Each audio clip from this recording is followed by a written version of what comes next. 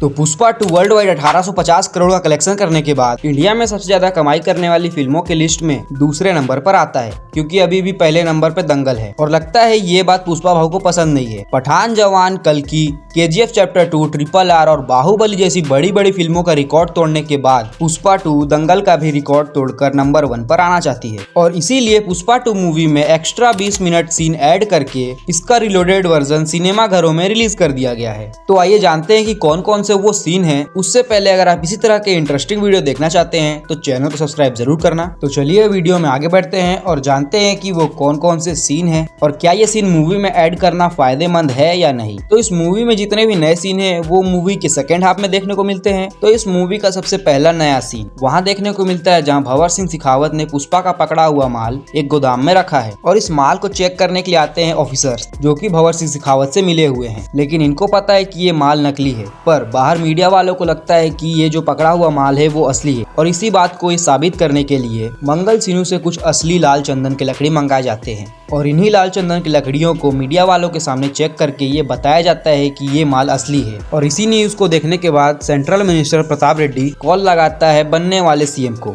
मेरा मतलब है पुष्पा के दोस्त को, जिसको पुष्पा CM बनाना चाहता है, और बोलता है कि माल तो पकड़ा गया, अब मुझे पैसे कहाँ से दोगे। फिर बुलाई जाती है सिंडिकेट की मीटिंग जहाँ पुष्पा बताता है कि जो भंवर सिंह शेखावत ने माल पकड़ा है वो नकली है। लेकिन सिंडिकेट मेंबर्स पुष्पा की बात का विश्वास नहीं करते हैं और बोलते हैं कि हमें माल देखना है। लेकिन पुष्पा बोलता है कि इस मीटिंग में माल के बारे में कोई भी जानकारी देना भंवर सिंह शेखावत के कान में बोलने के बराबर होगा। लेकिन सिंडिकेट मेंबर्स को प्रूफ चाहिए कि उनका माल पकड़ा नहीं गया। फिर पुष्पा बोलता है कि मैं ये बात सिर्फ जग्गा रेड्डी को बताएगा क्योंकि मुझे उस पर पूरा भरोसा है। फिर उसके बाद एक छोटा सा सीन और ऐड किया गया है जहाँ पुष्पा लाल चंदन की लकड़ी को समुद्र के रास्ते से श्रीलंका ले जा रहा होता है और लाल चंदन को पकड़ने के लिए भंवर सिंह शेखावत पुष्पा के पीछे जाता है। लेकिन भंवर सिंह शेखावत पुष्पा को नहीं पकड़ पाता है और पूरा माल श्रीलंका पहुंच जाता है। और यहाँ तक तो हमने मूवी में देखा था। लेकिन इसके बाद जहाँ से पुष्पा लाल चंदन को लेकर भागा था वहीं पर एक गाड़ी का एक्सीडेंट होता है और फिर वहाँ पर भंवर सिंह शेखावत पहुँचता है और जिस गाड़ी का एक्सीडेंट हुआ था उस गाड़ी के अंदर जग्गा रेड्डी और इंटरनेशनल डीलर हामिद होता है, जिसमें से जग्गा रेड्डी की वहीं pass on the spot death हो जाती है। लेकिन हामिद बस मरने ही वाला था और एक हामिद ही है जो इस डील को सक्सेसफुल कर सकता था, क्योंकि ना तो पुष्पा उन जापानी डीलर्स को जानता है और ना ही वो जापानी डीलर पुष्पा को जानते हैं।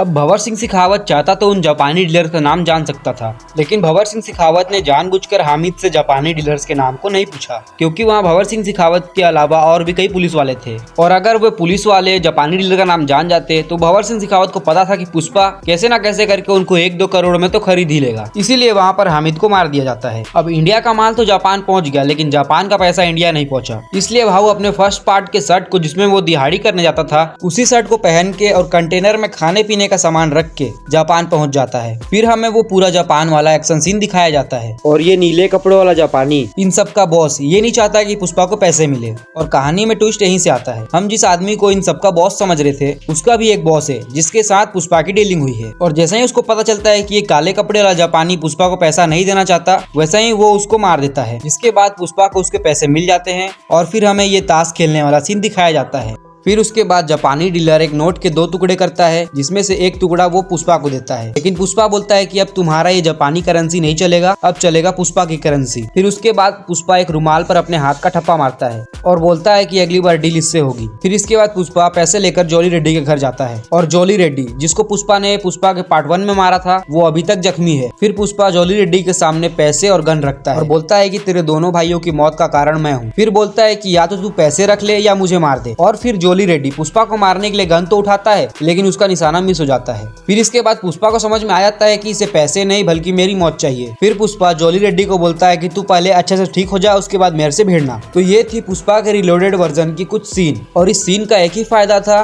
कि जितने भी जापान वाले कुछ कंफ्यूजन थे वो सारे क्लियर हो जाते हैं। आज के लिए इतना ही, मिलते हैं अगली बार एक और नए धमाकेदार वीडियो के साथ। तब तक के लिए जय हिंद।